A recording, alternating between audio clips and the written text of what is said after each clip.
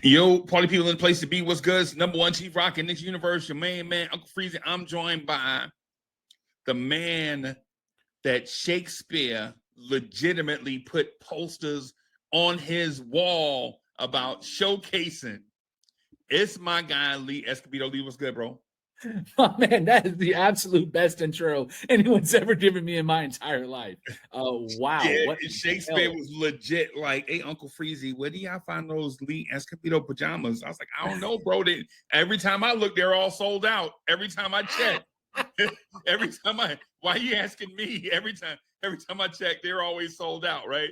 But yo, so Lawrence Tears family, a Nick of Time family, Lee Escobedo family, and fans,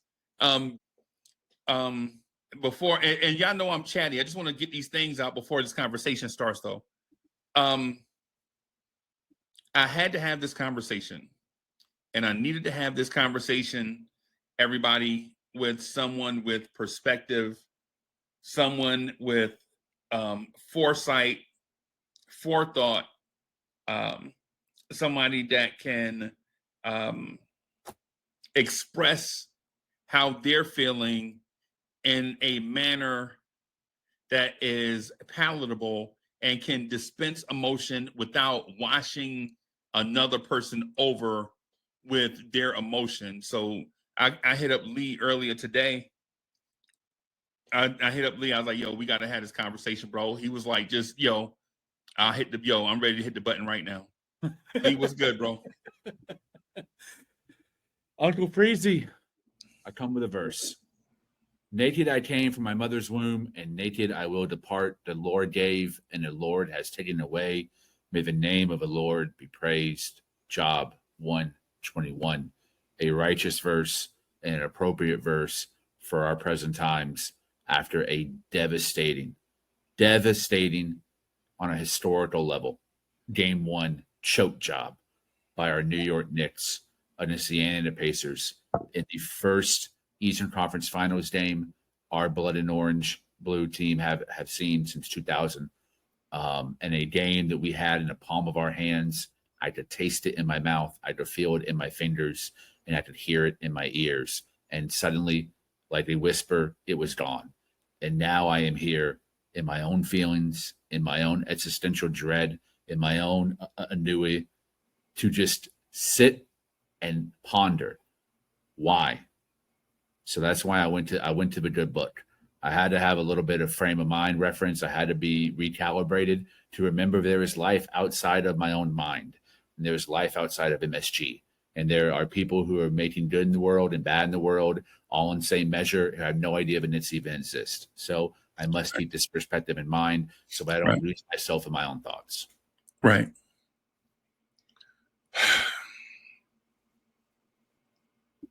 I probably should have done the same earlier, but I won't lie to you.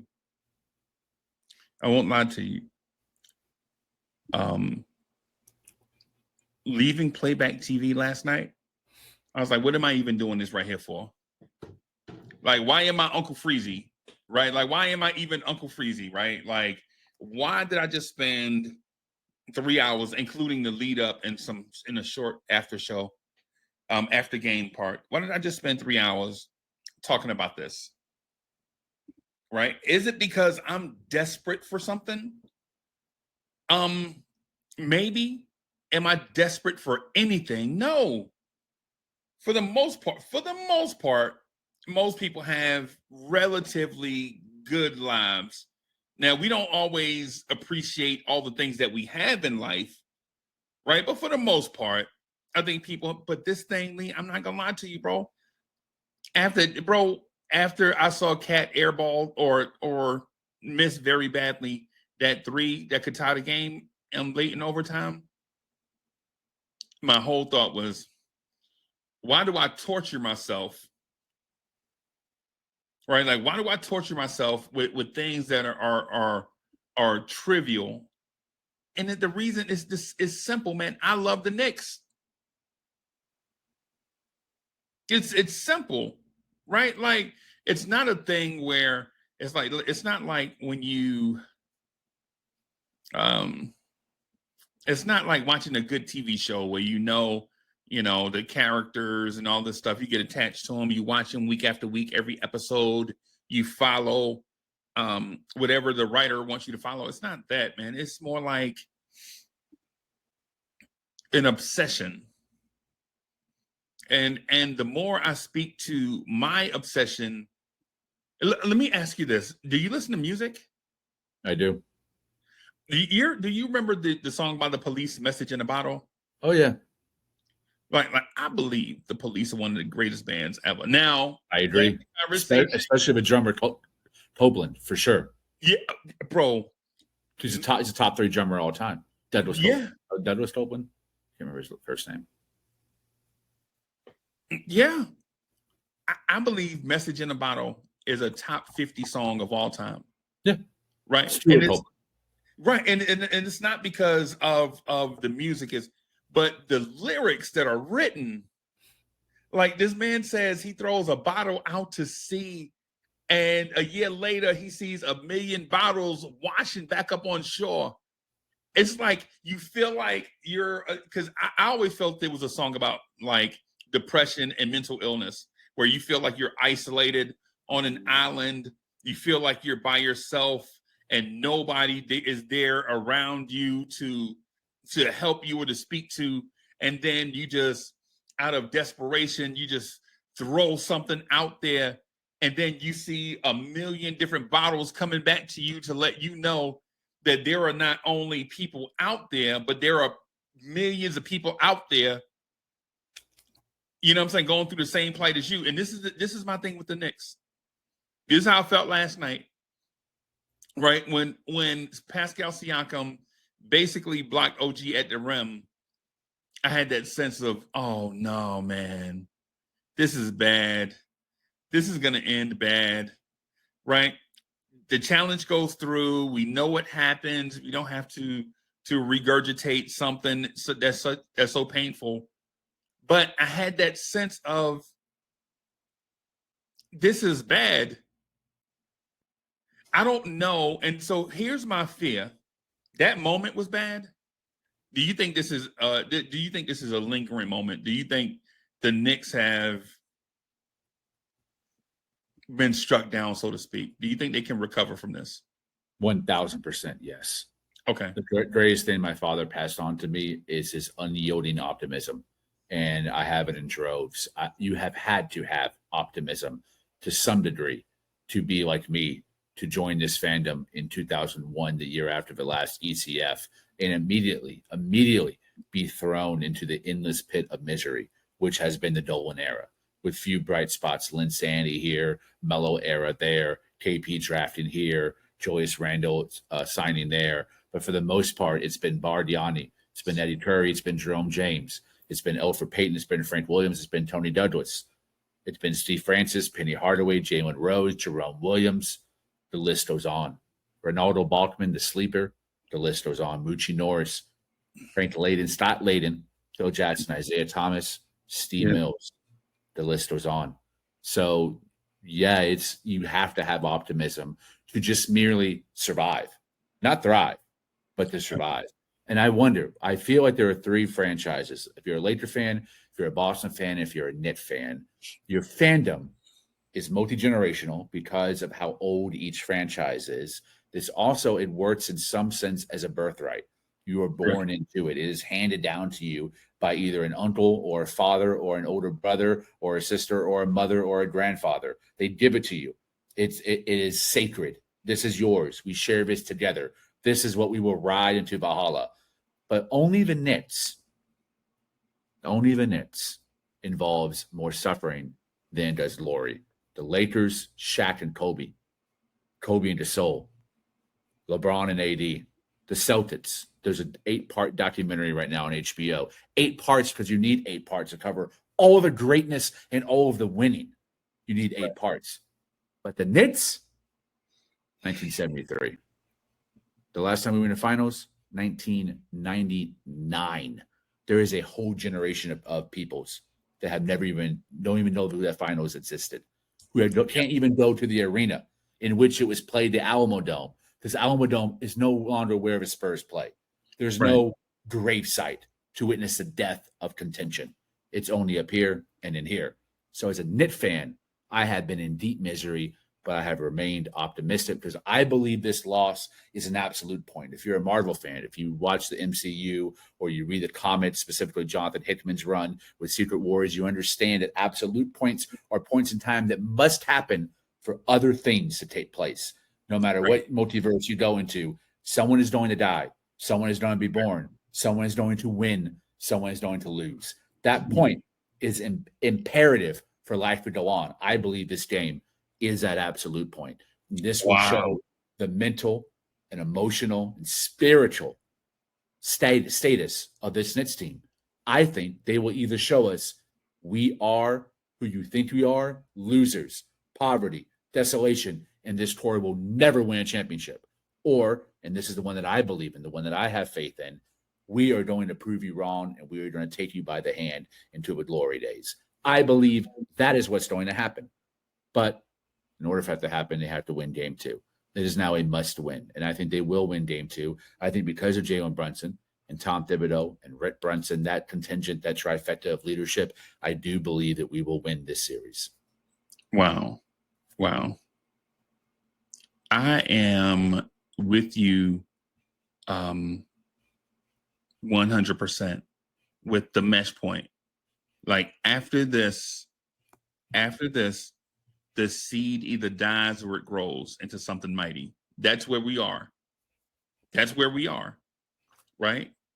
We're at that point where the seedling breaks the ground or it doesn't. That's just where we are. There is no gray area. After watching last night, the looks on some of the guys' face last night told the story itself.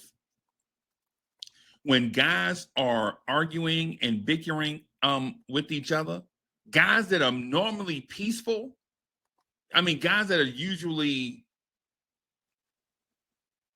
peaceful souls, OG Anunoby, Karl Anthony Towns bickering with each other, you're like, something's going on, right? Mikal Bridges, you're like, man, Bridges is the homie. Like you rarely, what do you have to do to make Mikal Bridges upset? Something bizarre has to happen to get Bridges upset. And so you watch this moment and you're like, either they're going to come together or fall apart. Something has to happen here. Something is destined to happen. And to your point about Jonathan Hickman, who was a great mind, right? I don't know. Is he still? How old is Hickman? Is he still alive? Is he still around? He is still alive. He is currently running, if memory serves correct. I think he is writing the Martian Manhunter, Absolute Martian Manhunter. He's one of the new absolute theories with Wonder Woman, Superman. It's like alternate universes of classic characters with different narratives. I believe he's writing one of those. So he's still, I believe he's on with DC right now. Still stuff. He's still doing independent. They actually just reissued. Funny you say, Wednesday they reissued a bunch of his old books. So I went and rebought half of his library because I think he's one of the most brilliant comic writers up there with Gaiman and more of all time. Wow. Well, I had no idea you were in the comics, man. Oh yeah, hell yeah. We have to have a conversation, bro, outside. Let's do it, man. We're on the pod, you know. Yeah, I'm saying that's what. So, and just really quick before we get back to the Knicks, I think one of the most brilliantly written comics in my lifetime is the Silver Surfer. Not Silver Surfer speaking to others, when Silver Surfer is thinking to himself. Right, when Stan Lee is legitimately getting in his bag, right, about humanity, and you know what I'm saying, these small things about small things that we turn into giant epics for no reason. But I will say this though about the Knicks. You're talking about Silver Surfer Requiem, which is like the best book with him. Yeah, it's all internal monologue. Bro, come on, bro. How much better can you get than that, bro? Yep. I mean, come on, man. You're in the mind of a creature who ushers in death to a universe.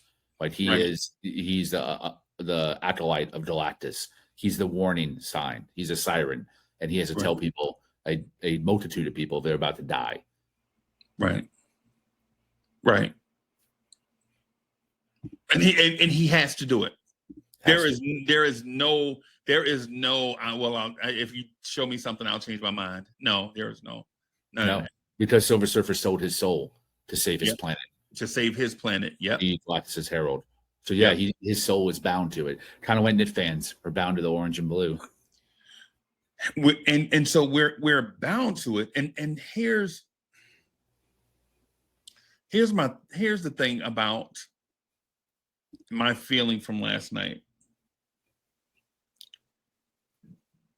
To leave that game knowing that a brand new generation of Knicks fans and Knicks players are feeling the same feeling we felt when Roy Hibbert blocked Carmelo at the rim. Ooh.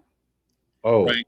The same feeling, right? When Avery Johnson hit the corner three in game 5 to seal the Knicks' fate in the championship. The same feeling of 95 when Patrick Ewing doinked the finger roll off back iron and when he was about 3 feet away from the rim to seal the Knicks' fate. Right? The same feeling the Starks 2 for 18 in a game 7. Right? Like this generation legitimately, for the first time, felt the pain of previous generations and now know why older fans like myself are double parked when it comes to this championship. Right? I don't care anything about a rebuild. I don't care about kids. I don't care about draft picks. I don't care about any of that stuff. The only thing I care about is Adam Silver passing the Larry O'Brien trophy to James Dolan. That's the only thing I care about, right? I don't care who comes and who goes, any of that stuff. The only thing I care about is the Knicks winning a championship, right? But this generation legitimately got a taste of suffrage, because when you're losing, you don't suffer because you don't know what winning is. But if you know what winning is and you lose, then you suffer because you had a taste of it and now you can't recapture it. You never get the love that you really wanted, which is, I don't know why I'm romanticizing this, Lee. I'm just saying the first thing that comes out of my heart, bro. I understand that everything great must be earned. That's a concept that Stan Lee understood and imparted to the narrative of Marvel. And the same thing we say for Bob Kane in DC. Same thing. I'm okay with experiencing some bumps in the road on the way to a championship. I am okay understanding that in my life, however long I live, I'm going to experience death. I'm going to experience job loss. I'm going to experience financial ruin, all those things, right? Lost love, all of that. My own health. I understand that, and I am willing to accept that, because to me, as a spiritual person, there's always something on the other end. As a Knit fan, I am not a sports person. Let me put that first. There is no other sport I watch except for basketball. I watch it at every level, including AAU. I am obsessed with it, but I am a poet. I love poetry. I love words. I love writing. I love literature. I love Shakespeare. I love comics. I love theater. I love art. I love painting. I love sculpture. I love all of that. But my dad doesn't love those things. They're not his passions. He likes them tangentially, or if they're there, he'll look at it, enjoy it, but it's not what drives him. It's what drives me.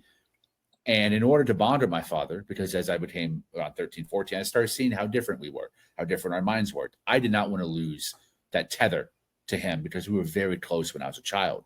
So I found something that I could easily get into that was a passion for his, that he loved and had loved since he was a child, since he was my age. He saw the 70 and 73 championships living in New York in real time with his friends. He loved hoops. He played basketball. They'd sit on the car, turn on the radio, and listen to the Knicks. What a life that must have been. One I can't relate to, being born and raised in Dallas, Texas. So far away from MSG. But the Knicks were my tether to my father. So I decided Let's do this. Also, remember, this is 2001. Dad, what do I have to look forward to? Well, son, last year they were in the East Conference Finals. The year before that, they were in the finals. Hot dog. Let's go. Right, let's go. Maybe this thing that you They're and I this have close, experienced, maybe we're close. Maybe I'm not going to have to wait too long to experience this. And my dad and I grew up extremely poor, surrounded by a lot of violence. A lot of violence was inflicted upon me, inflicted upon him, a lot. And I wanted something that was, in a way, a cure, a respite from all of that. And basketball was that thing. So I decided, let me jump in head first. And wouldn't you know, we traded for Antonio McDyess. My dad says, son, this is a all-star. I start looking up. I'm reading Slam. I'm reading all Sports Illustrated. I'm reading New York Times, reading about Antonio McDyess. Sounds pretty damn good. He sounds like Denver had an all-star, and now they're training the Knicks for who I didn't know. Marcus Camby, didn't know very much about him. Young guy, a first-round pick. What worth could that be? Who is Nene? One name guy? What kind of bum is this guy going to be? They're going to Denver. Adios, see you later. We got McDyess. Kneecap. Exhibition game. Preseason. I was like, wait a minute. This is actually going to be hard. What did I sign up for? By that time, it was too late. I did not want to give up on a dream. And from that henceforth, misery on a level that no sport fan, I think, has encountered in a 2-decade span of any professional league. From the year 2001 to the year 2020 was unblemished losing. It was losing on historical levels. Franchise lows under Derek Fisher, franchise lows under David Fizdale. What the hell is going on? James Dolan, who is this asshat, and when will he sell the team, right? A myriad of former washed-up stars who were either overweight or past their prime or no longer could store what they were on paper. And I survived all of it because, Freezie, the one thing I want in life is not to be a well-known global poet. It is not to have a play produced off Broadway. It is to sit or stand with my father and hold each other in each other's arms and love on each other and shed tears together while we watch that championship. Right. Freezie, that's all I want, man.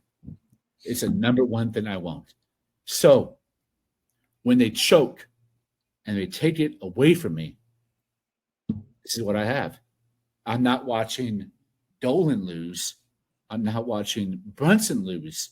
I am watching myself and my father lose. Yep. And it hurts.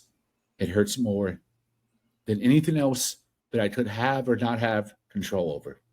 It hurts a lot. Bro, man, I feel for you so much right now, bro. Like, so I can't lie to you and say I feel the same because your experiences are different from mine. And I respect that. I respect the hell out of that. And I appreciate the fact that you shared that with me and with others, because that's a difficult thing for people to do at times.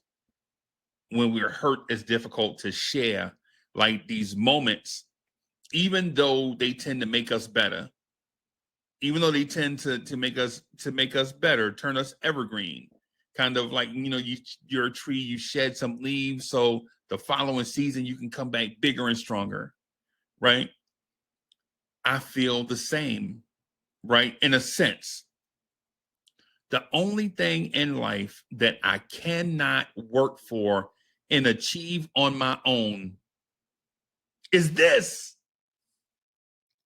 This is something right now at this moment, chat, right now at this moment, right? I'm working on my property and casualty license in the state in which I live in South Carolina, studying. Like, I was trying to hit Lee up on, so I was watching other shows on YouTube, listening to music, trying to get Twitter to work for some reason. It just wouldn't. Trying to hit up Lee, right? Trying to prepare for the show and studying for my property and casualty license all at the same time. Like, hustle, man. Like, legit, that energy, that drive to accomplish stuff, things that I can control. I work towards it, right? Like, I grind away at things that I'd like to achieve, right? This, though, something that I want, I have no impact on the outcome. The only thing I can do is long for it, yearn for it, right? Like, for those that don't understand what I'm saying, it's imagine imagine a heart fluttering its wings, yearning in the ether just to find another heart that's a match for it. And that heart is searching for all these years and can't find it, and get close to some and it's not a match. And then they leave, go to another, you find another, it's close, but it's not a match. And you do that search for 20, 30, 40, 50 years. That's where I'm at with it. Like when the Knicks won their championships, I say this all the time. I was an arm baby for one and a toddler for the other. Those aren't my championships. Those are the generation before me, the guys that are in their 60s and 70s and 80s. That's their championship. But what about the guys like us though that are just wanting to see this thing? So here's the thing. Here's the thing. what I want to ask you, and just separately, I had a few questions I want to ask you about. And where is it? I had it pulled up here. All right. So here goes. How do we record game one of the Eastern Conference Finals from a Knicks perspective? How does this loss go down in Knicks history? Probably the worst. And how do you write it? If you're writing this, how do you record this in Knicks history so that people 100, 200 years from now will read it and get a sense of how we're feeling? It's one of the worst losses in franchise history. It's definitely the worst loss of the 21st century. Granted, there weren't very many opportunities to win anything in the 21st century. But I think this is in 95. It's important to understand context. I tweeted this earlier that Reggie Miller and the Pacers lost a series that he didn't around his neck. So that one to me, it would not be as severe of a wound as this one if we end up losing this series, especially because of where this city sits in the franchise history. 95 was during the second greatest team run ever. I mean, after the 70 and 73 teams, there was some variation of players between 70 and 73. The next best run was the iterations built around Ewing. And we did go back further. I can't remember the guy's name who's always in the record books for the Knicks. He's like an old white guy from the 50s. He's like always up there with like points and 30-point games. Richie Guerin. I don't know what those teams were like, but I don't see a chip when I look in the record book. So they weren't as good as the 70, 73. So I like to think the 90s, it was, Houston, Chicago, and us were probably the top three of the 90s. I'm talking about mid-90s, not the Pistons in the early 90s. So this moment is the third best. This is the closest we've gotten in 25 years. And this team looks on paper primed to win a chip. You got the oldest coach in the NBA now that Pop has retired as head coach, and very experienced, and a really good one, in my opinion, and a true superstar in Jalen Brunson, and maybe with the best supporting starting four next to that superstar in the NBA, a team that has another level both offensively and another level defensively, where Indiana only has another level offensively, or where Minnesota only has another level defensively. We are one of the few rare teams, us, Boston, and OKC, I would say, that have that level for both. And so for us to lose a series, that will ultimately answer your question. Was this a microcosm of internal issues that eventually got fixed, or was it a macro problem that eventually poisoned the rest of his season, the rest of his series, and the rest of our chance contention this season, and maybe even beyond? Because if we don't recover from this, I don't know that this core ever does, and I think it will probably eventually be fractured, maybe by the trade deadline next year. Now, speaking of worst case scenario, and I'm able to fluidly, because I don't believe that's going to happen.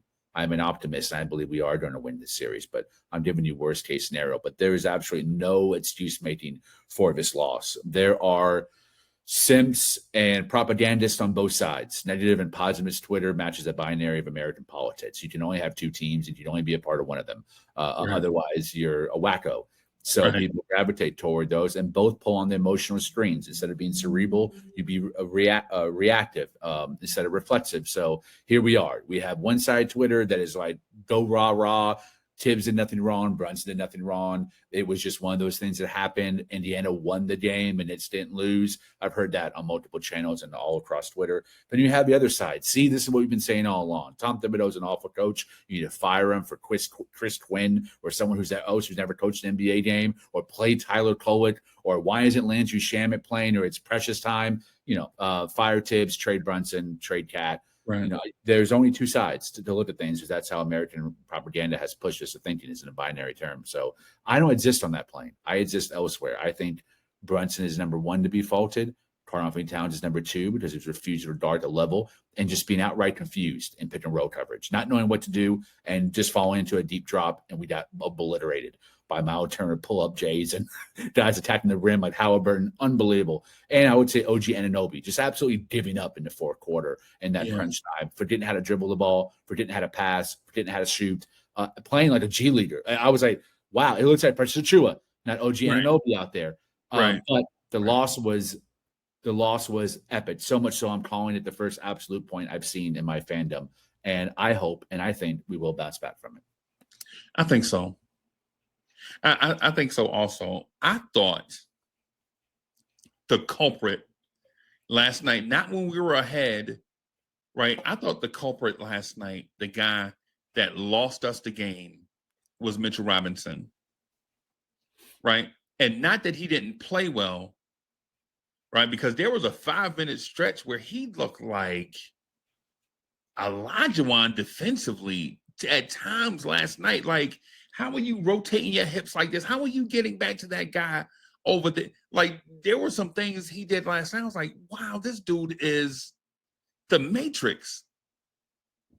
But then he's standing at the rim and Obi Toppin gets a putback off his rebound dunk. And Mitchell Robinson is standing there. Nobody boxed out, right? No contact on Obi. Obi Toppin does the one thing he's able to do on the court. Right? As a matter of fact, Obi Toppin in that same game had a breakaway dunk that he missed because there was a man in the screen. Right? But Mitchell Robinson is standing right there under the rim. Probably either our best, second best, or third best rebounder, however you want to rank him. I don't care. But he's standing there, and Obi Toppin comes from out of nowhere with bouncy legs, grabs an offensive rebound, put back dunk, and Mitch is standing there. Right? And then there is the game tying shot in overtime. Indiana thought it was the game winner. It wasn't. We got basically the matchup we wanted. Mitchell Robinson on Tyrese Halliburton. And Halliburton hits a prayer over Mitch. Is that Mitchell Robinson's fault? That ball, that man made that shot? No. Was it decent defense? Maybe. Right?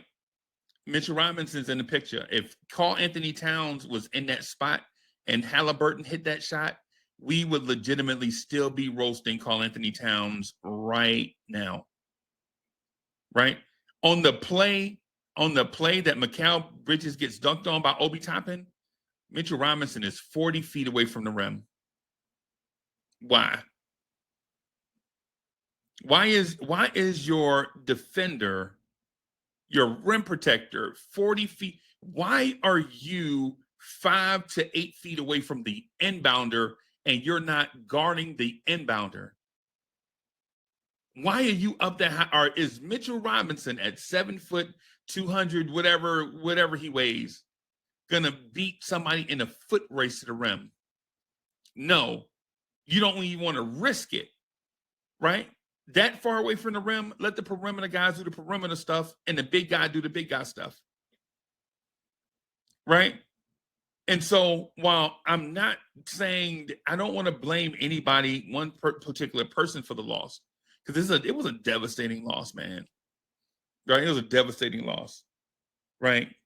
But to waste a great offensive man, legitimately, Jalen Brunson could have gone for 45, 50 points in that game if he didn't have to sit because of foul trouble. Right? Jalen Brunson legitimately could have gone for, man, we wasted 70 points. I think it was like 70 points, 15 assists, and 15 rebounds from Cat and Jalen Brunson altogether. We've been looking for a game like that forever. And it's a side note now because the most memorable moment of the game is not the fantastic shot that Tyrese Halliburton hit over Mitchell Robinson. It's actually a moment that didn't even occur during the game. It's Tyrese Halliburton giving the choke sign to the Garden. The most memorable moment from that game is not even a play. It's the meek-hearted Tyrese Halliburton giving a choke sign to Madison Square Garden. How do you let Tyrese Halliburton, the meekest of all stars in the NBA, quiet a jungle? Do we not remember what New York City looked like, what 7 Ave looked like when the Knicks beat the Celtics? That was a second round victory. And we basically set 7th Ave to ashes. But a meek-hearted Tyrese Halliburton gives the Garden the choke sign, and the Garden is quiet. Not only because we're shocked about what just happened, but deep in our hearts, I think we know and understand that we did choke. I don't think it's fair to pin it down to one player, and I don't think he was doing that. I saw the chat was discussing that. I think it was a multitude of things. Mitchell Robinson absolutely was responsible for that Obi Toppin dunk, which to me, if they didn't have the momentum there, they sure as hell had it then and made sure that we would never have it again with a former Knick dunking in Madison Square Garden, facing a smattering of boos all game, basically giving the finger to Leon Rose for trading him for 2 second-round picks. Right. That it was absolutely embarrassing. And on Mitch, I also thought Jalen Brunson, who is my favorite Knick right now, I thought he went into hero ball mode. I thought he forgot the game plan and he went absolutely ego on the court and was only looking for his shots and putting the ball between 2 defenders that then caused turnovers because of his own arrogance and hubris and thinking that he had to put the game on his shoulders when there's 4 other guys on the court. This basketball is not a one player. You're not in a boxing ring. It's a team sport for a reason. You have to get the other guys involved and you have to have them activated. Otherwise, they are spectators. And you are an example of hero ball. And that's what happened last night, as well as Karl-Anthony Towns' atrocious decision-making and defense at the level. OG Anunoby following the drop coverage on side pick and roll, allowing Tyrese Halliburton to initiate the offense. Thought that was a miscue I haven't seen since OG was brought into the Knicks. All of a sudden, his brain just stops working, and he's now in drop coverage too, which is what he's been mad at Cat for doing the entire season. It was a combination of really atrocious decision-making. And I've also seen some criticism on Tom Thibodeau that he should not have brought Jalen Brunson back into the game, which is a call that I absolutely disagree with.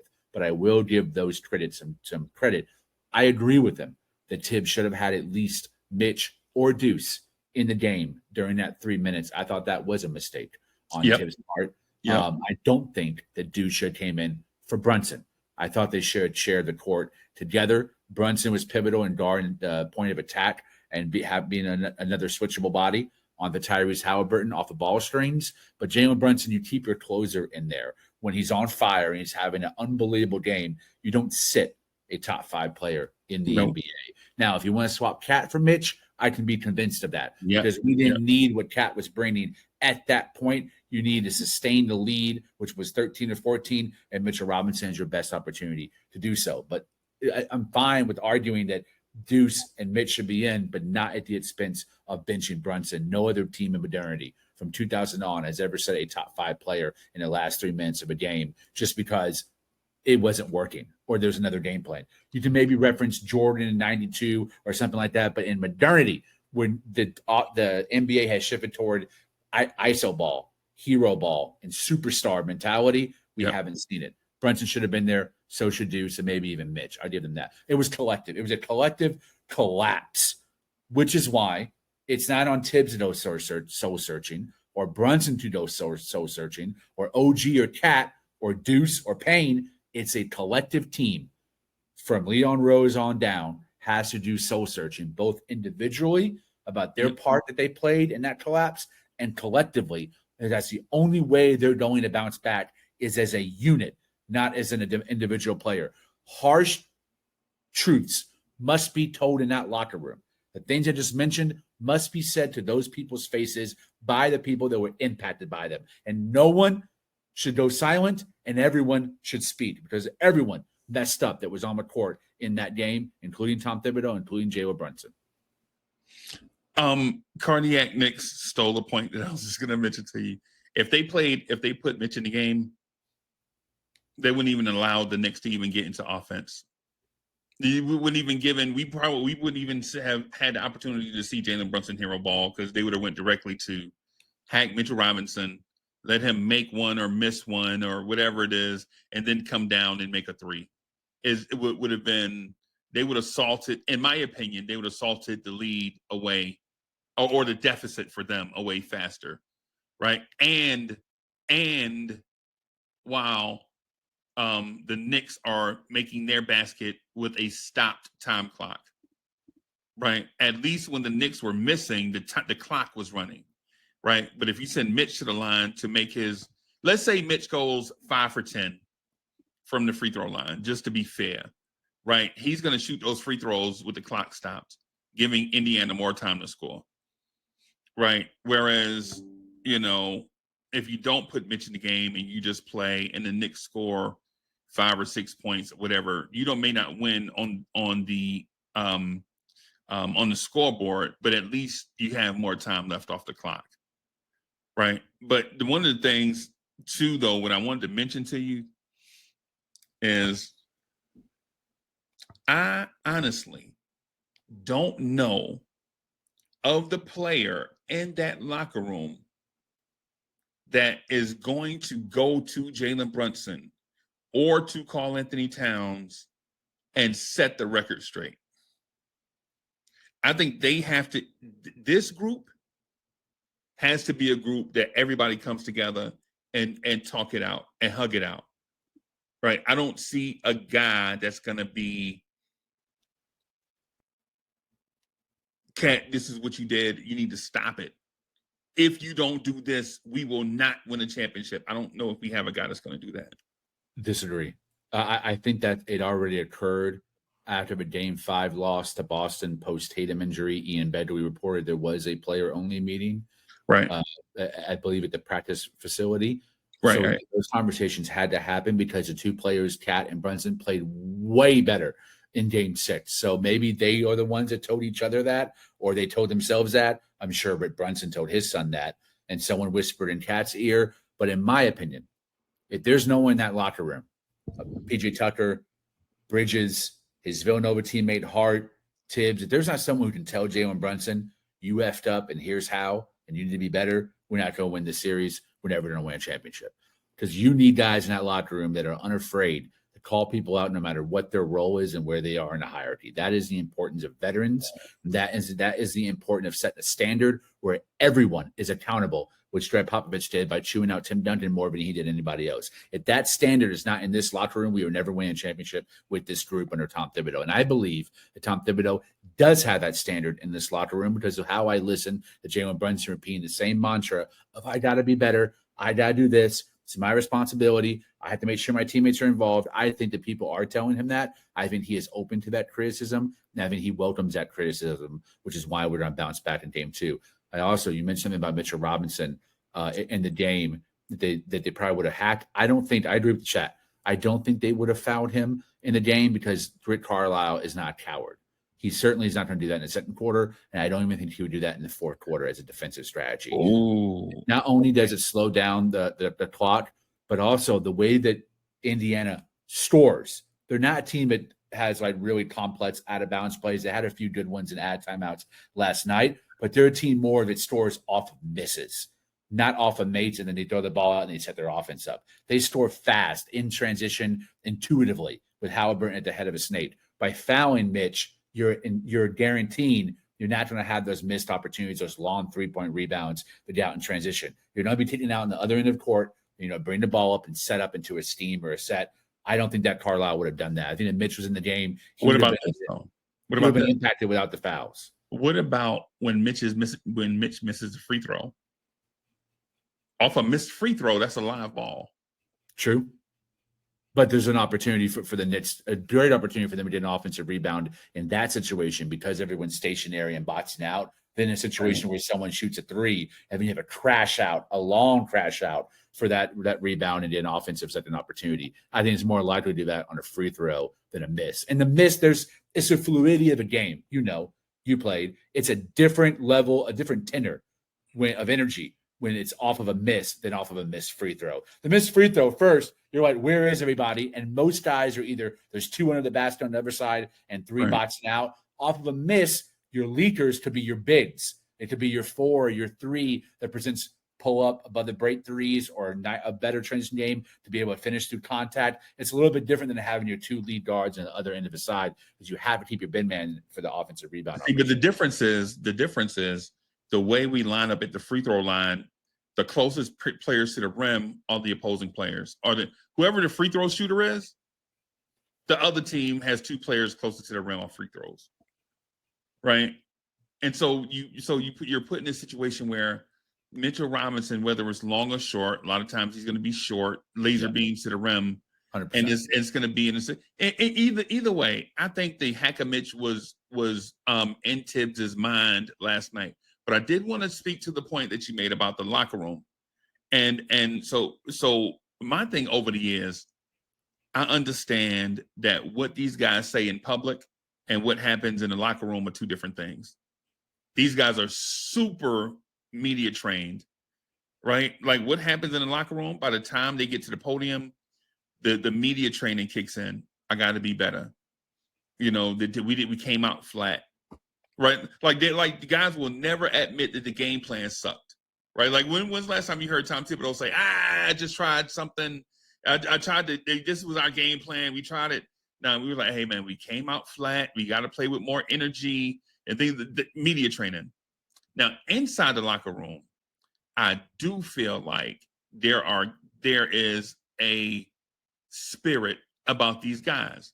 It's Brunson, Josh, Bridges, Cat, all these guys, OG, even Precious, these guys, Deuce, Mitch, all of these guys are similarly spirited in a way where, like, you don't see guys going off the rails, wanting to fight everybody in sight. These guys are more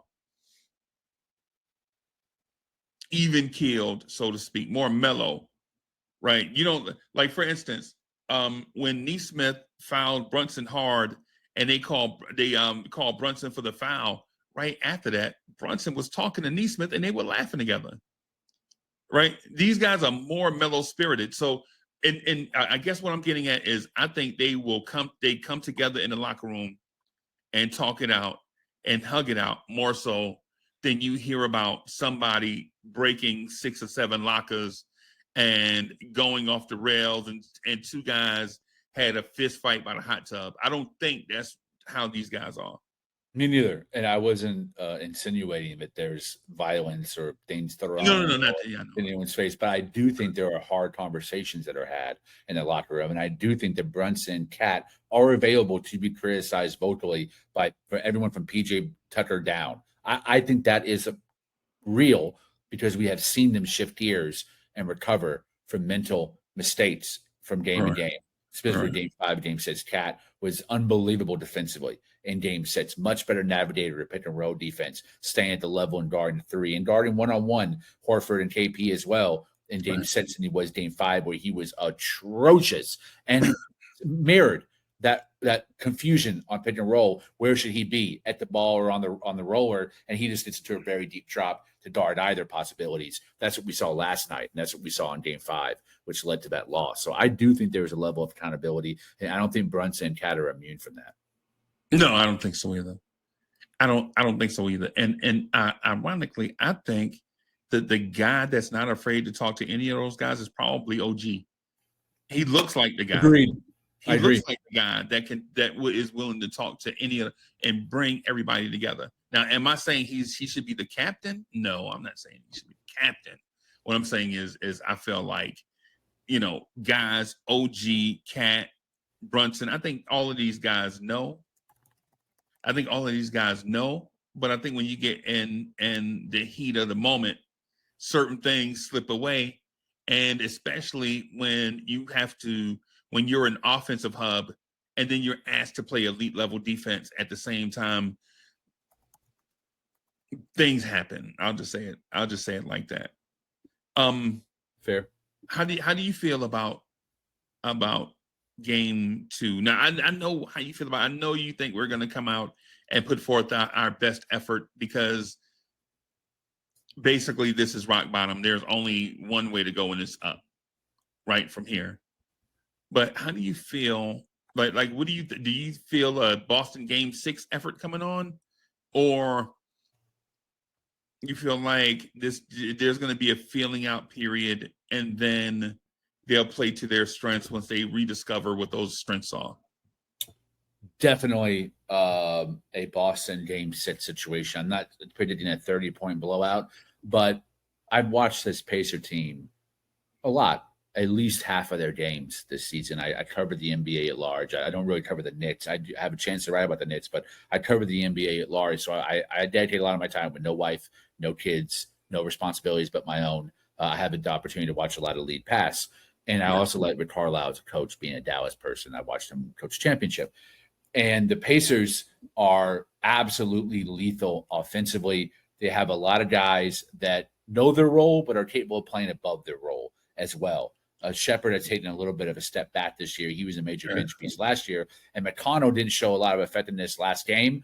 But let me tell you, they got 2 or 3 guys that have absolutely taken a leap this year in Nembhard, Naismith, and Tyrese Halliburton, who no longer is capable of 4 points or 40 points. He's not going to score below 15. And if he does 15 or 16, he probably also has the same number of assists at that time. So he has learned really to pick his spots. He's become a much better pull-up 3-point shooter, a movement shooter above the break, and also a really good at attacking the rim and finishing through contact. He was one of the few Pacers I saw not afraid of Mitchell Robinson when Robinson was in the lane. He still attacked the rim where other guys deferred a little bit. But the Pacers do not have another level, and I mentioned this earlier, defensively. You have to remember, in that loss last night, they allowed the Knicks to score 135 points. Now, you say it's easy to say, well, maybe the Knicks don't have that lever too, because they allow the Pacers to come back and score 138. But we've seen this team. Everyone in this chat, you and I, we know this Knicks team does have another level defensively, and it was because they fell apart and choked. The Pacers were able to score so much at the end to rack their score up to that 138. Aaron Nesmith on his own hit 4 threes back to back to back. So that was circumstantial. But the Pacers are not a strong defensive team. They play good team defense. They crash the boards collectively.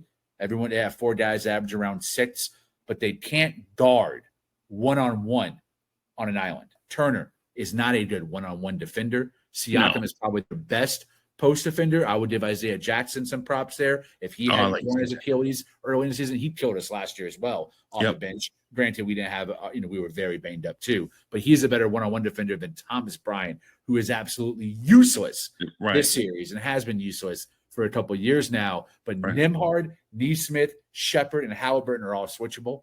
They can all guard the point of attack. They can all guard on ball.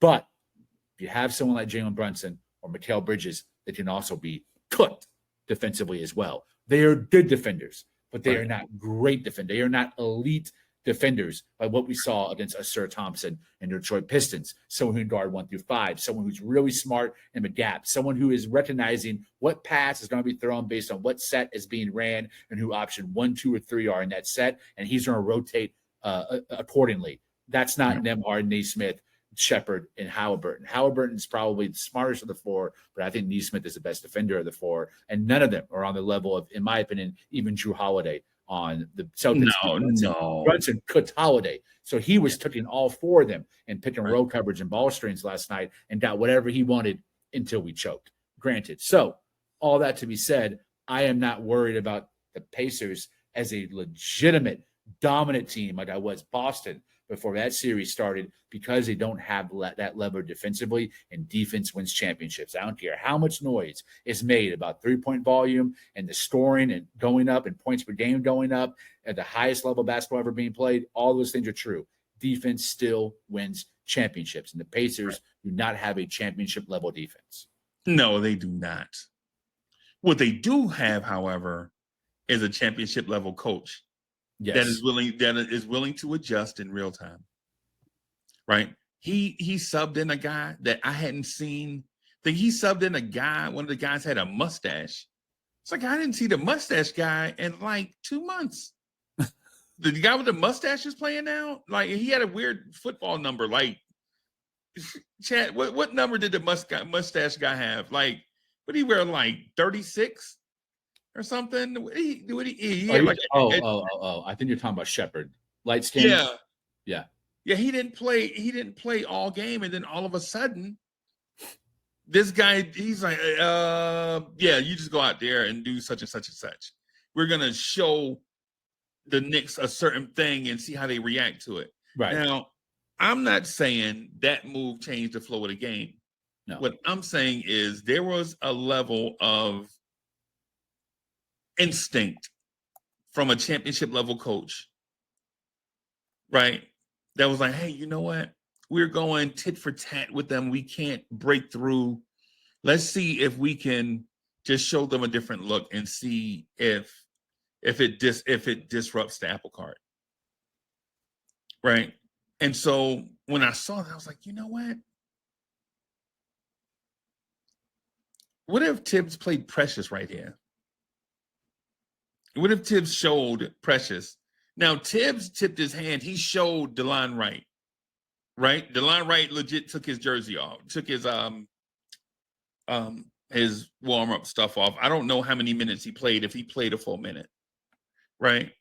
But I'm thinking if Tom Thibodeau can show a level of that, I think we'll probably blow out Indiana in game 2. But here's one other thing I wanted to point out to the chat. There's a super chat. I just wanted to read the super chat real quick too. Just real quick.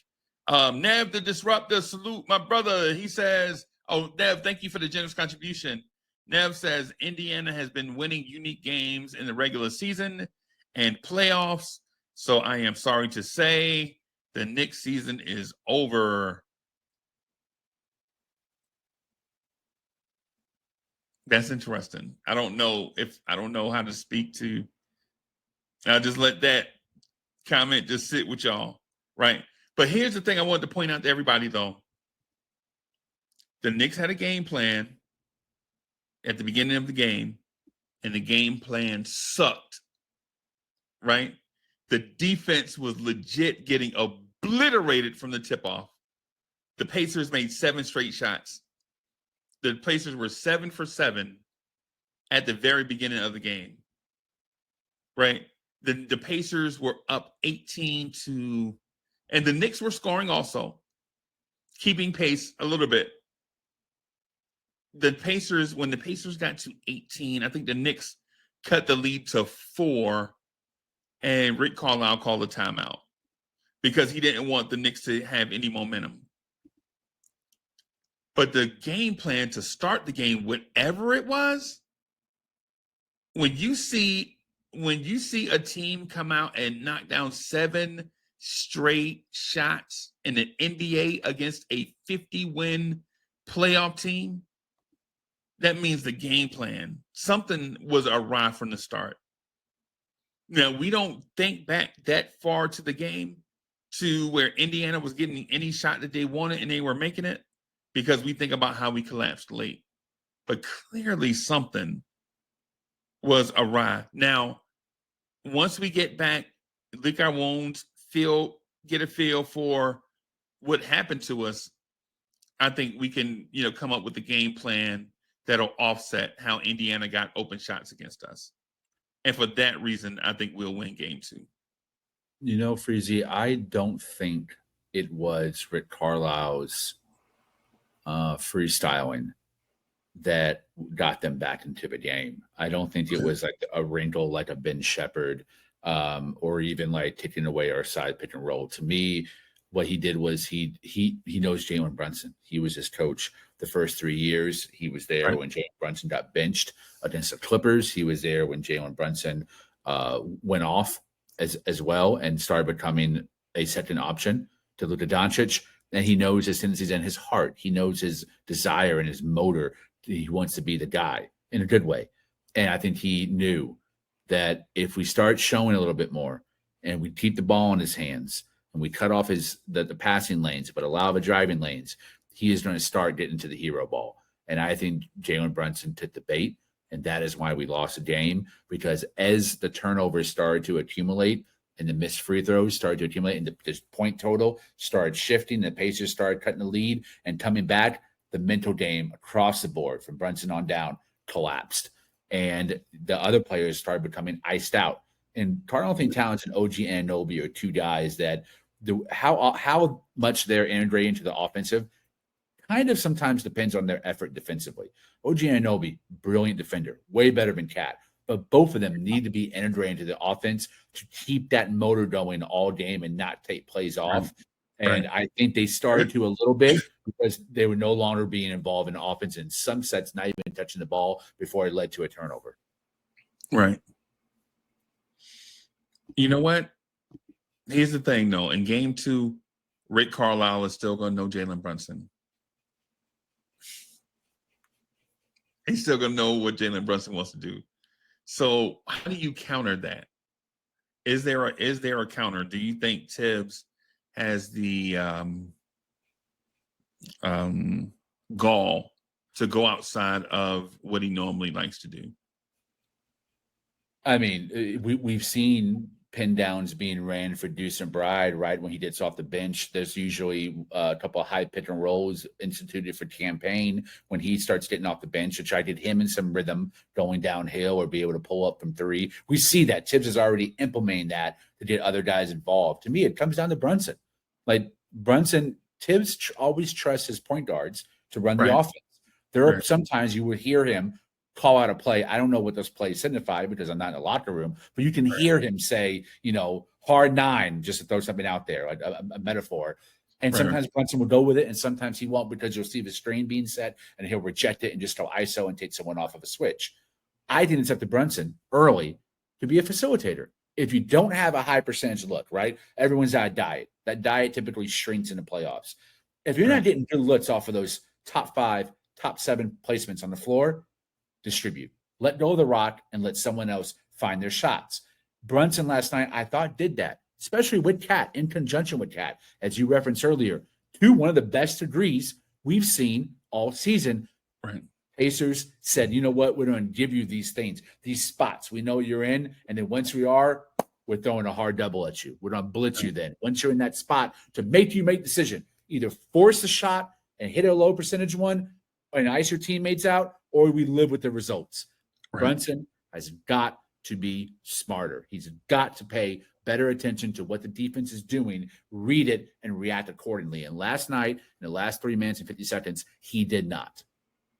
Yep. Agreed. I think the Knicks are going to win game 2. I think it's going to be a blowout. Right.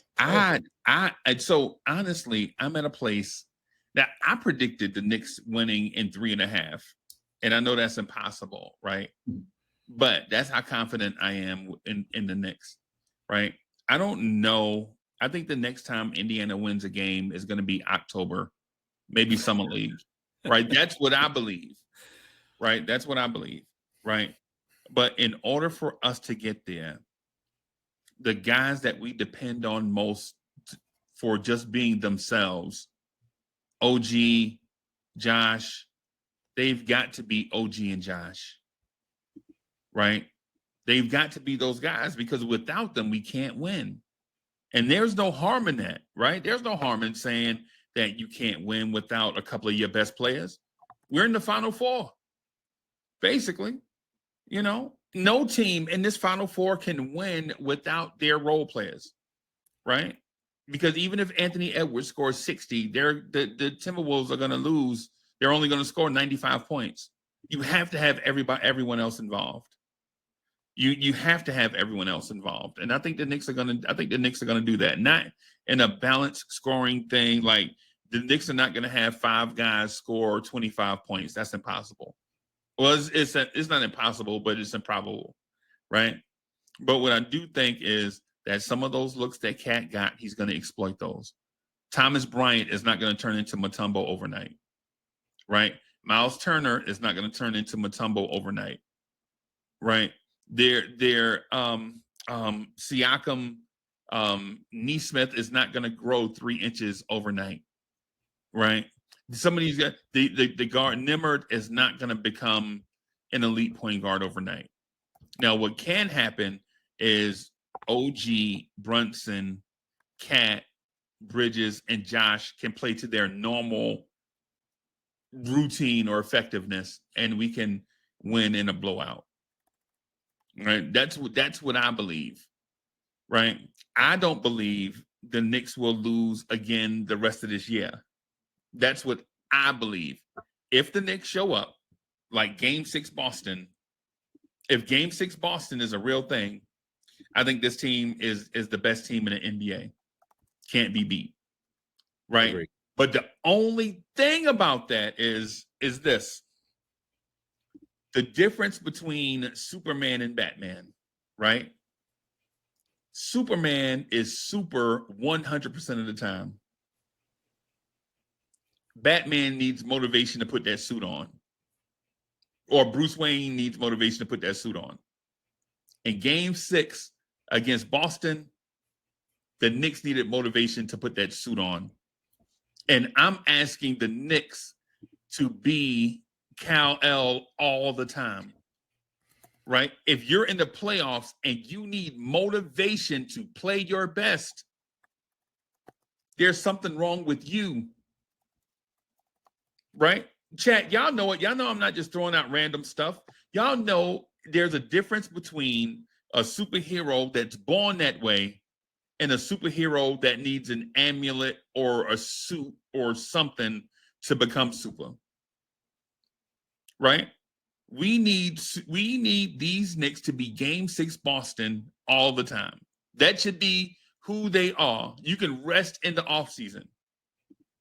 But if you need motivation to get hype in order to play, that tells us something about you guys. You know, maybe we feel more strongly about you than you feel strongly about yourself. Right? That's just, Lee, maybe I'm going over the top with it. But I feel like, man, a team meeting, somebody to motivate you to play better when your season is on the line, to me speaks to a thing. I don't know. Maybe I'm just emotional. Maybe I'm playing too much Carl Thomas around here. Maybe that's what it is. I heard Kenyon Martin kind of utter a similar sentiment about like why do they need to have a team meeting when you're in the playoffs? Right, just win. I didn't know that. He's a former Knick, but also not a champion. He's from South Dallas, same as me, and I have a lot of love for Kenyon Martin. But I thought that statement to me was, to me, either erroneous or clickbaity. I'm not sure why he said that because I see nothing wrong with a team trying to win a chip and do whatever it takes to do so. Sometimes there are lapses. Sometimes you're not on the same page. The game of basketball, at the highest level is no different than all of us in all of our inner circles and silos. There are moments of miscommunication with our family, our friends, our partners, our husbands, wives, kids, where you have to rectify it with an open air conversation. The same can be said for basketball with the highest level, with the most pressure. Conference final, especially a team who's just now getting there. So to me, I thought that it was an erroneous statement to make because this team is not a whole bunch of 30-year-old vets, right? These aren't like the New Jersey Nets teams he played on, which were really veteran laden with Jason Kidd at the helm. This is a team that has never, for the most part, no one on the roster has won a championship to the best of my ability, at least participated in a championship. OG Anunoby was injured. The Toronto Raptor one. PJ Tucker has, but he's not currently playing now. So this is a team of guys that are fairly novice and neophyte when it comes to winning at the highest level. I got nothing against a team meeting to clear the air and get back on track. This Pacer team is beatable. This Pacer team they are wounded defensively. You can attack them in different sets. You have to pass the ball to everybody involved. I think this team is smart enough, talented enough, and capable enough to rectify what happened in game one with a blowout win in game two. I also still think we're going to win the series because there's no way in hell Indiana is better than Boston Celtics. And they're Indiana's path thus far to where they are now. This is no discredit to who they are because whoever was in the chat, David Super Chat was right. They've had some pretty awesome come from behind wins, not just in the regular season, but in Cleveland too. But they beat a hobbled Bucks team with Dame not playing and Kyle Kuzma forgetting how to play basketball, and then beat a very hobbled Cavs team where guys did play, not every game, but when they did play, they were obviously nursing serious injuries. I'm talking about Evan Mobley. I'm talking about DeAndre Hunter. I'm talking about Darius Garland. Obviously nursing injuries. So they didn't have to face the defending champions like we did. And before Jason Tatum went down, we were winning that game. So there's no excuses there either. And the Pistons gave us everything they had, too. That was a slugfest. We are here because we have earned this spot. And so are the Pacers. But I think these two teams on paper and with the eye test, we are the superior team. So there's no reason why we should not find our resolve and get back on track and win this series, starting with tomorrow. I think you're covering up for our boys, bro. The team meeting part is like a rock in my shoe. And the reason being is because the Knicks were down had multiple 14-point deficits against the reigning NBA champs before Jason Tatum was injured, right? And they figured out a way in those games to come back and beat the Boston Celtics. They were legit every game they were down. There was a huge deficit. By the second time, we were like, hey, man, we were down 20 against them in game one, and we came back and won. So they're up 18 right now. We can reel them in. And guess what? We reeled them in and beat them, go up 2-0. Right? And then when you get so there's a sense of this team knows that they can win. I think the team meeting thing, I think if we look at it because if you look at it for what it is, nobody knows what was discussed. Like, we don't know if it was a get your energy up meeting, or, hey man, we're not on the same page meeting, right? We just don't know. We're not privy to that conversation. The thing is, my thing is even in that though, I feel like great individuals should be great all the time. Now, I do understand that even the Teenage Mutant Ninja Turtles had to have conversations in the sewer, right? Even though the four of them were great individually, they had to talk. Like, Master Splinter had to put them back on the same page. Like, stop all that arguing and go out there and get Master Shredder, right? I understand that, right? The thing is, my thing is though, is how do we let this occur? Because game 5, we looked not prepared. And not prepared schematically, I mean upstairs. Like, we were not prepared for Boston to come out and do anything. It seemed like, we felt like Boston should just come out and see our jerseys and lay down. Right? That's what I felt like. Like, Tatum's out and KP is sick. And I always forget his name, man.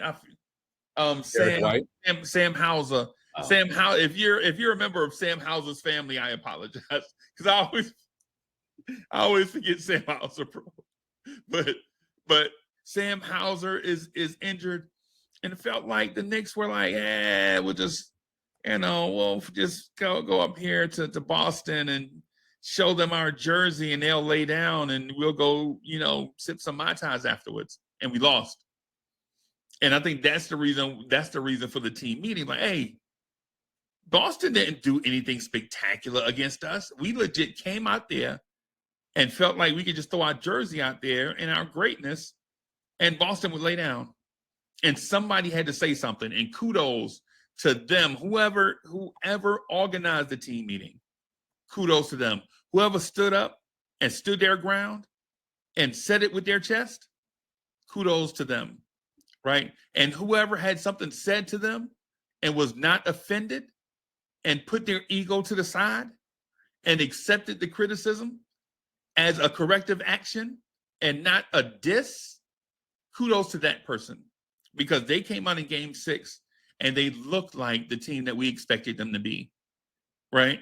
And so what I'm saying is for game 2 is that game 6 Boston is what we should look like for the rest of the season. There should not be an off switch. There should not be a hero ball type thing. There shouldn't be lapses in defense by Cat, right? There shouldn't be these. Bro, Josh Hart was slipping around at times as if he had high heels on.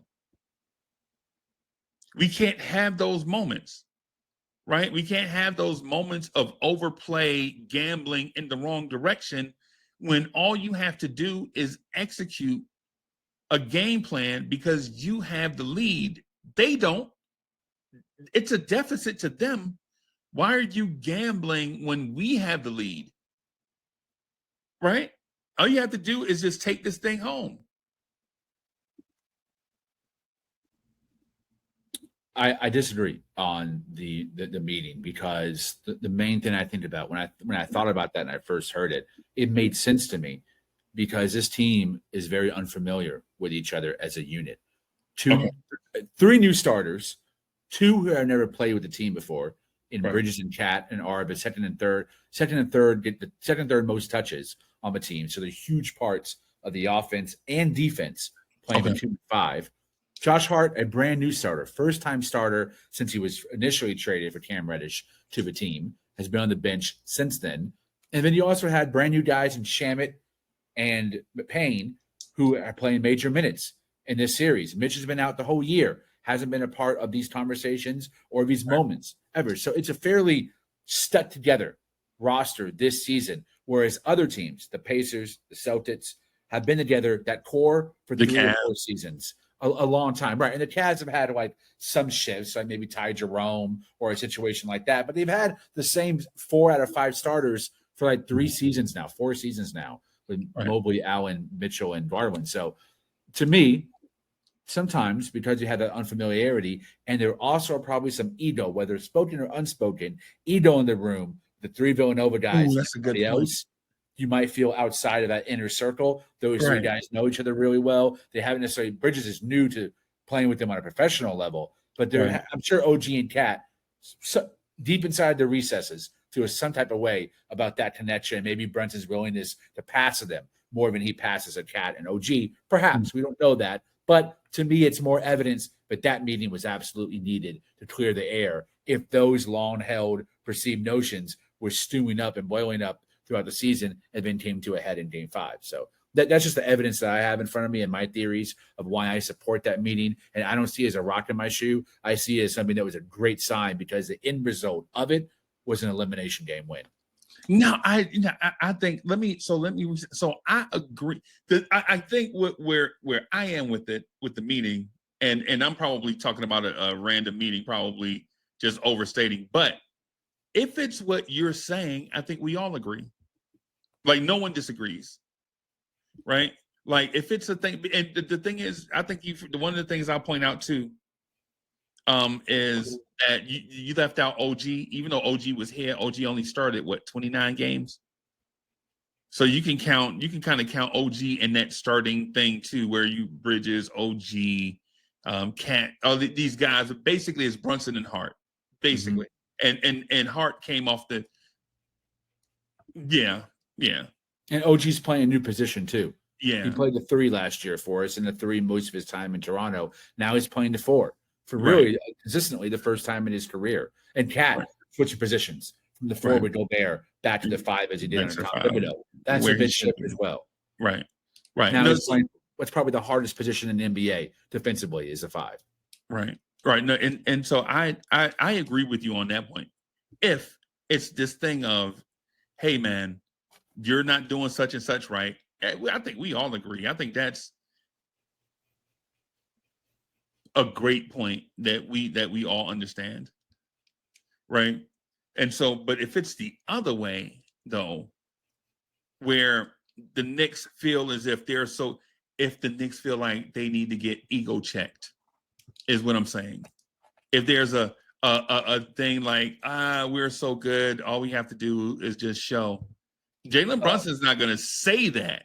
That's a problem then, I agree. Right. Jalen Brunson's not going to, Cat is not going to say that. Right. But how do you come out against Indiana and let Indiana go 7 for 7 from the floor to start the game? I agree with that. Yeah, totally. Yeah. I had another question for you, man. And this is, I think I sent it to you. Just want to, but the chat didn't see it. So I'm just going to, where is it? All right. So this game 1 loss against Indiana. Should Knicks fans invest emotionally in that game 1 loss and the way that it happened, and how much should they invest emotionally in this Knicks team? I think that goes down. That's a decision that every person makes themselves. I don't think you can throw out a blanket statement that is one size fits all for every fan, because a 13-year-old fan has a complete different reference point than a 55-year-old fan. Yep. And complete different understanding of a game and what it takes to win on an X and O's level, on an emotional level, first person, third person, whatever it might be. But to me, I don't think there is anything wrong about being emotional. Fan, root word from fandom for a reason, or fanatic. You are obsessed with whatever it is that you are rooting with or siding with. And I think you cannot remove the emotional part from it. Otherwise, I'm not sure you're a fan. You're a spectator at that point. But if you are a fan, you are choosing to align yourself with the symbolism or ideology or whatever it is that you are rooting for. And emotions are part of that. I mean, if you think about religion, spirituality, love, emotions are a part of that commitment as well. Like, you give yourself to this thing that could or could not be real. I'm speaking about love or a God or an entity above. All of it involves a certain level of faith, a great level of faith, more than a mustard seed. And it also involves emotion, because nothing is perfect. There is no linear line from point A to point B that gives absolution. There is always ebbs and flows, crests and valleys. And emotions are how you navigate those, is feeling things and showing yourself, proving to yourself you are human. You are not a sociopath, because you are either saddened or in jubilation based on the results of a team you're rooting for. So to me, I'm 100% all in committed, because why not at this point? I have allowed myself to feel the pains of Scott Layden and Isaiah Thomas and Phil Jackson and Steve Mills. Why not allow myself to feel the jubilation and the glory of what Leon Rose has given me, what Tom Thibodeau has given me, what Jalen Brunson has given me at this point, being in an Eastern Conference Finals? I think if you don't have emotion, you are missing out on the best part of it, because when you win, and that is more unlikely than it is that you will lose, because only one team wins out of 30, that level of glory, I'm not sure what else could match it, specifically for a Knicks fan. Specifically for a Knicks fan, maybe under 45, who has only known poverty, who was not an arm baby or a toddler during the first championships. That also involves a certain level of emotional investment. But the ones who weren't even around then, right? The ones who had no context, first eye experience of that, all it has been is sadness. So when you finally have that glory, you have to hold on to it and allow it to resonate in your soul. Otherwise, what is the point?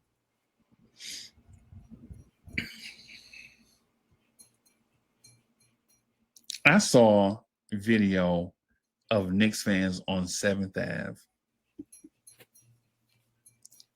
The overwhelming emotion from Knicks fans after random playoff victories lets me know that, or reminded me that, this is a very, very passionate fan base. Passionate,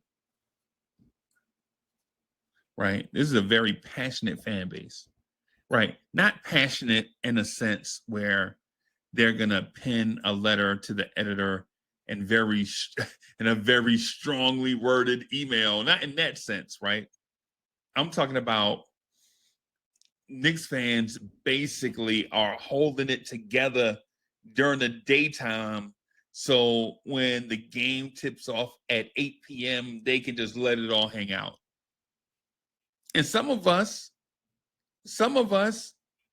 use spirits to help us do that.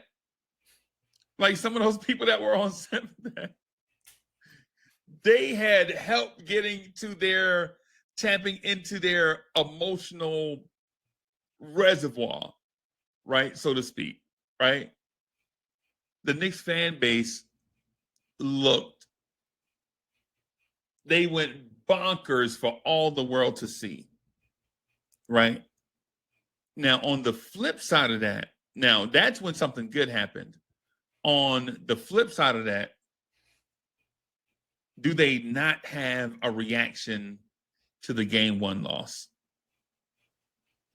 Clearly, there's a reaction to it. Now, do we put it out there for public display like Uncle Freezie, like Lee? Probably not. But I got a lot of text messages. Social media was buzzing with a phrase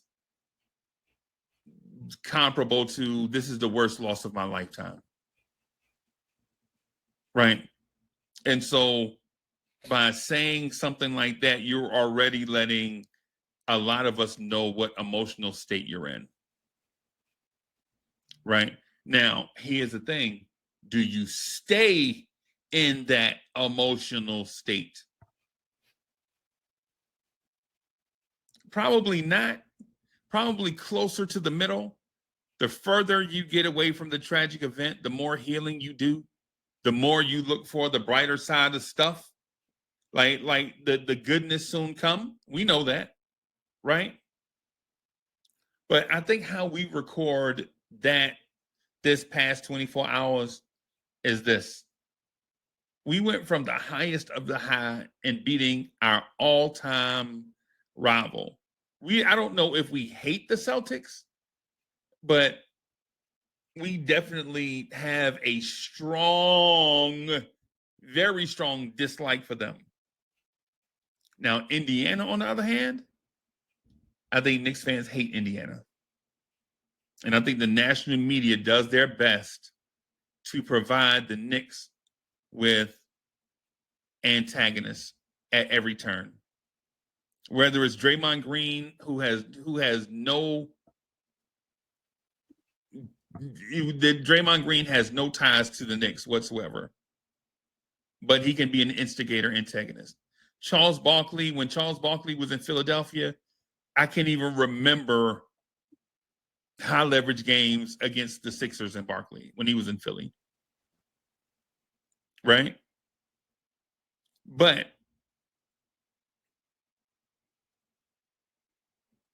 the Reggie Miller commentary, the guy, what's the guy name? The guy, the announcer or something? Stan Van Gundy? No, the guy next to him. I thought it was Stan and Reggie last night. And another guy, Stan, and another guy. I forget something. Kevin Harlan. Kevin Harlan. Yeah. Kevin Harlan was that. It wasn't overtly anti-Knicks like Iron Eagle, but it was definitely not balanced. And so you get these things not because Kevin Harlan is a Pacers fan, but because it provides drama, right? So if you're a Knicks fan, I think you record this moment as probably one of the most devastating blips on the radar ever. But there's more basketball to come. I totally understand why people are rioting in a positive way. I know that that word can be deemed pejorative when describing people in the streets, but I think rioting can be positive when it's about sports and celebrating a win, climbing up poles and climbing on top of signs, and even people being like, "How did he get up there in flip flops?" I thought that was hilarious. Yeah. I'm also very jealous of it because being here, born and raised in Dallas, I've only ever been around my pops. There's been a few times I went to Mav. I've been to every Knicks Mav game since like 2003, every single one. Most almost overwhelming them losses, and I've been booed out of the stadium because I come in talking a lot of shit, and I get absolute booed when we And things lose. happen. Yeah. Especially the Luka one where they came back and they won on that put back on the free throw in Yeah. overtime. That one, me and my dad both almost got in a fight after that game Right. because we were both heated and people were just destroying us because of all the shit we were talking. I remember back in 2010, in our own way, we ran a cabin and ran a keg and went to the local the local golf course, country club, and watched the decision on TV. And this is before social media, so we didn't have a lot of insight on where LeBron was leaning. We were just hoping it was going to be Knicks, and we hope that the Tony Soprano, Edie Falco, Woody Allen, I think Right. even Harvey Weinstein was in that video. We were hoping all of those celebrities were going to convince LeBron to come wear 23 in New York City and save us. And when he didn't, we proceed to use that celebration beer to get absolutely smashed that night, talking about all the misery we had experienced in that 10-year era since I had been a fan. So I understand the celebration and the emotional capacity that sports can bring. But New York fans, I'm not in New York, but I understand history and I appreciate it. So when you think about the mayors from de Blasio to Koch to Adams to Giuliani that you survived, stopping first, being in New York and walking by Madison Square Garden every day during the Isaiah era and knowing that that is essentially the portal to hell for many Knit fans, having it in your backyard, being Right. surrounded by it, people wearing jerseys, the deli you talked about it, the barber shop you talked about it, the grocery store, the corner store, everywhere knits are being talked about in a negative way. Everywhere. When it's finally positive, I can't imagine everything you've survived, not to mention 9/11, which was only 14 years ago, a devastating that will have ramifications both mentally, physically, and spiritually for generations to Right. survive a terrorist attack and watch your fellow New Yorkers falling out of buildings into Right. smoke and rubble Right. and breathing in the air of bodies and concrete, Right. all of that. I am sure, consciously or subconsciously, those fans, no matter what age you are, whether they're young, that their parents went through it and they saw it on TV, they know about it as history, or if they're older, they lived through it and they walked those rubble littered streets and they had Right. people they knew by name that died that day whose bodies were never recovered. When you see a Knicks win beating the Boston Celtics, you're going to go outside, take your shirt off, and scream at top of your lungs. Anything is possible because in Yep. that moment, anything is possible. You beat the defending champs. So I have no crosswords or criticisms for anyone who wants to go out of their mind when the New York Knicks move past the Celtics into the East Conference Finals. I understand it. And Freezie, if I was in New York, I'll be butt naked running up and down the street. And that's something no one wants to see. So thankfully, we lost game one, and I'm here in Dallas. Well, thank you. Thankfully, he's in Dallas for one. Thankfully, he's in Dallas for one. For the record, just want to let everybody know. I should put that in the. Should that be a poll? Are we thankful? Be looking like Homer Simpson with a mullet running up and down Fifth Avenue. I'm telling you, that's where I would be, man. For real, I wouldn't know how to act. I would revert back to my feral mindset. I would become an animal, and I would react as an animal would. Right, right. No doubt about it. No doubt about it. I would say that to that. Hey, man, it happened. Let the emotions out. Cry a river, so what? But it wasn't game 7. It was game 1. And so the Knicks continue. The Knicks get another chance to redeem themselves. And so over those time periods that Lee stated, all that extended time frame that Lee stated, it seems as if we never got the opportunity to redeem ourselves. But we get to do it Friday night. Yep. So with that, man, I'm saying, hey, record it as how it happened. when future generations ask you about it, tell them the truth as you know it, right? And if you look like a simp or a cornball or whatever, just explain it to them. And those that have the same level of passion that you do, whether it's in 20 years or 30 years, if they have the same level of passion that you do, they'll understand. So this is just a stitch in time, and the Knicks will be all right. Lee, where can everybody here catch your work? Oh man, the article you put on Twitter was fire, bro. I think it was like 3 weeks ago. Which one? Oh, I only saw Was it Knicks related or was it NBA? Dallas Mavericks. The one that I wrote about Luka Doncic. I mean, the winning the lottery. Yeah. Yeah. Fire, bro. You need to repost that, bro. I'm not someone who leans on conjecture and conspiracy, even though I live in Dallas. And come on, man. And I lived 2 minutes away from both where the ex-military opened fire on the police in 2016 and 2 minutes away from a grassy knoll where JFK was shot. 63, I believe. So I'm like right in the middle of some of America's greatest conspiracies. But I don't typically lean on that when I think about basketball. But this draft was the first time that I was like, this just reads a quid pro quo between Nico and Silver and Pelinka with an agreement to move Luka to LA and then allow the Mavs to get that first pick. It's too much happenstance. And it makes too much sense to rectify what is the worst trade in NBA history by hand gifting the Mavericks with 1.8 percentage points Cooper Flag, which is crazy, right? So, the Guardian asked me to write about that because I've written extensively about the Mavs.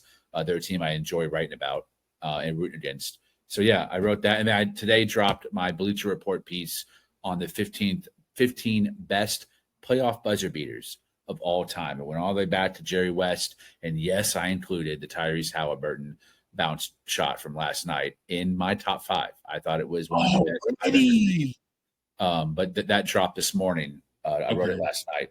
So that one just came out. I got a bunch of other stuff in the pipeline for Slam Magazine and Bleacher Report. I got another piece for the Guardian I'll be writing on OKC and maybe even the Knicks. Once we get out the series, I'm going to write a very long one about the Knicks and my mental illness and my struggles with suicidal ideation when I was a youngster and getting through all that and kind of having that coincide with my Knicks finally becoming relevant and me having something to root for. So I'm currently writing that up here before I put pen on paper. But a lot of it depends on just how things shake out. So, yeah. You can just doodle me. Anytime, just doodle Lee Escobedo NBA, and my newest stuff will usually pop up. So what's on the forefront for you? What are you looking to do? What's the future look like? Man. So I got some stuff I've been marinating on and working behind the scenes on like the podcast side, doing my own thing, not Knicks related or even NBA related, but I'm really enjoy high school hoops. And North Texas is becoming, in my approximation, the mecca of the best concentration of high school basketball players is here in North and South Dallas.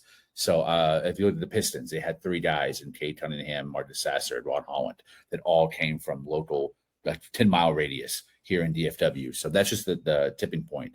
And I've also linked up with an AAU team here, one of the best and oldest in Dallas, in South Dallas, as a mentor, kind of an assistant coach capacity, mentoring them. So I like to have my hands in many things. The podcast stuff will probably pop off next year at the latest. And then I'm also always doing KOT and helping out the family over there on Knicks coverage. But writing about hoops, I don't want to be like the editor-in-chief of The Athletic. I have no interest in that. I only like to write, and I only write when I have something I really want to write about. So I dictate. No one says, can you cover this? Everything I write, I pitch because it's something that's a passion of mine.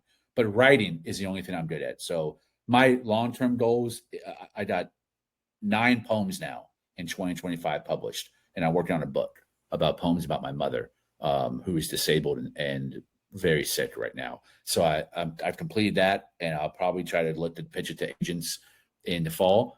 And I've also completed a play that I'm pitching currently right now for production in some small theaters across the nation. So you have a production company?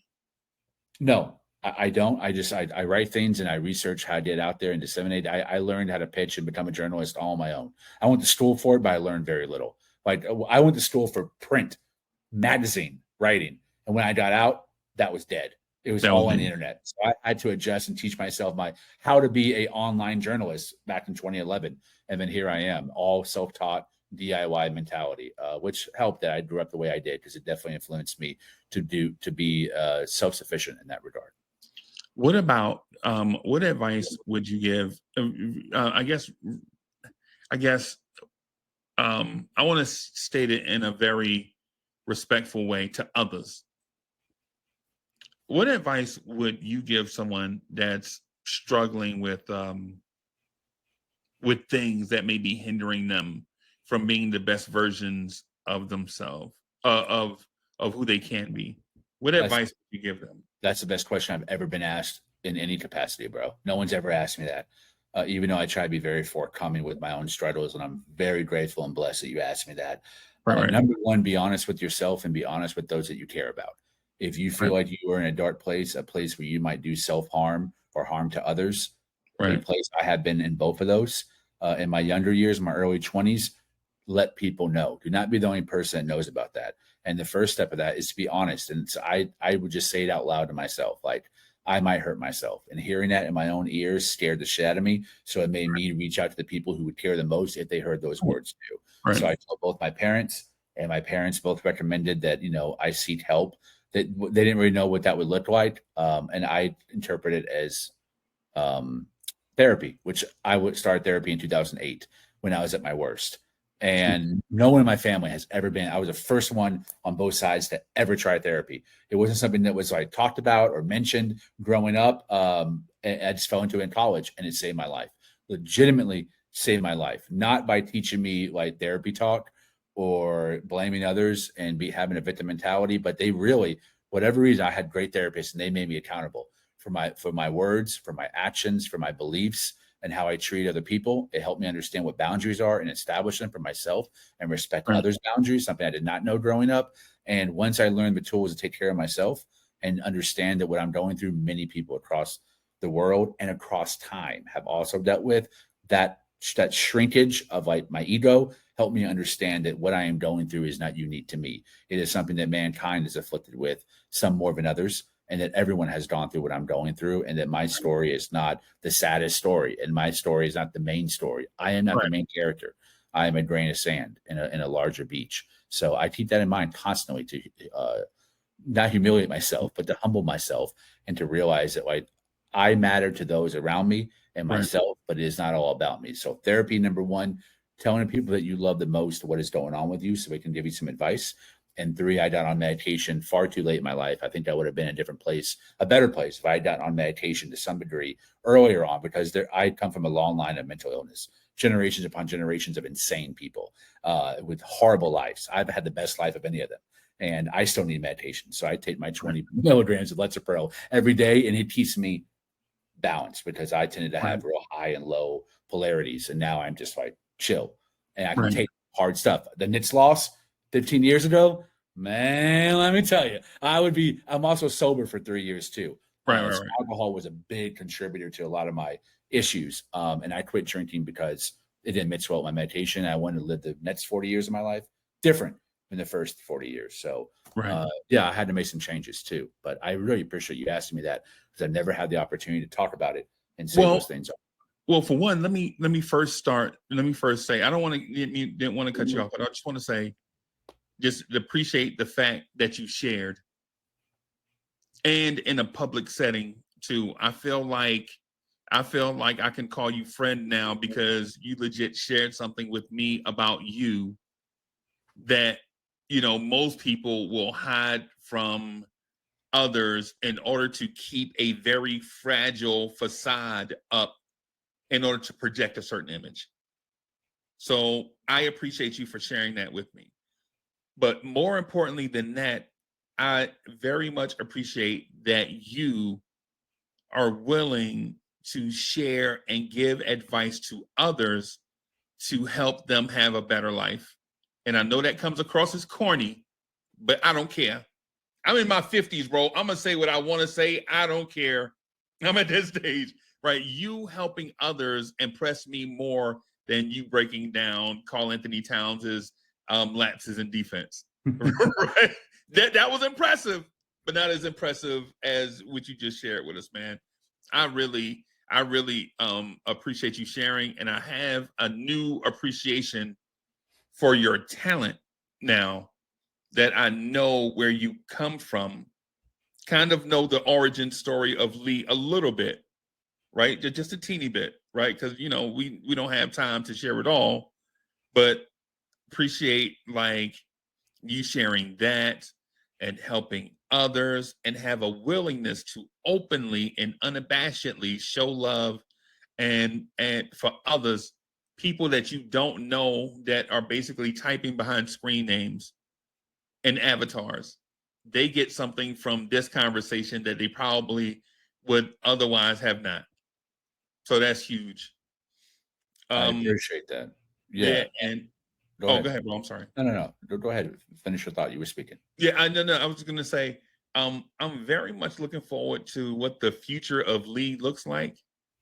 Right now that I kind of know what the past of Lee looked like, and so to me, it looks like the future is bright, and I hope that you can share and keep us and like have us you know at least adjacent while you venture into the future. And I know all that stuff sounds corny, bro. I'm a corny person, bro. I'm sorry.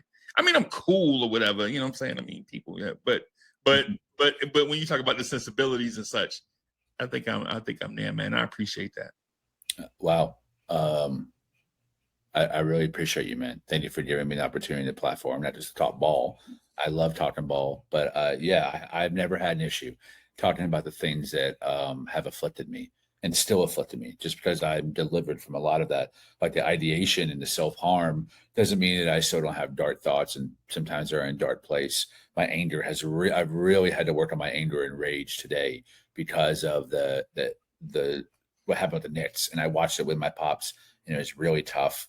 Then I had come home and I podcasted and I really struggled with my words to come up with like an explanation. I've had time now to where now I really had the better analysis of what happened than I did last night. But yeah, man, I am here by the grace of God, and my faith in Jesus Christ, my Lord and Savior, has done a lot to deliver me from those issues. And He's the number one reason why I'm here and still here, combined with having someone to talk to and my family being the best, my parents, even though, they struggle too, but they're amazing parents, Right. and therapy and medicine, that a combination of that. And just like I have a steel reserve too, man. Like I've been through so much. There's very little that could occur right now that would shake me from the path that I'm on, because You're I right. have survived just about every form of abuse. So yeah, man, I'm here. I'm kicking. I'm not going anywhere. And I agree with you. I think my future is very bright, and the future can be bright for anyone. But it's a very hard process to deliver oneself from demons, mental, emotional, physical, whatever it might be. But I am living proof that it can happen, and that it's a constant work in progress. Right. Right. Right. Yeah, man. Yeah, man. I think that was a vibe right there, chat. That was a vibe, right? That was a vibe right there. Come on, chat. Yeah, listen, if you don't hit the like button off that, then I don't maybe your like button is broken, right? Thank you to the chat, everybody, for coming through. Make sure y'all scan that QR code at the very top, man, to take advantage of something that Uncle Freezie kind of worked hard for us to get. I'm working on some other things, man. Want to thank everybody for coming through, rocking with Lee and myself and a whole host of others that make this thing possible. Thank y'all. We are out of here, y'all. Peace.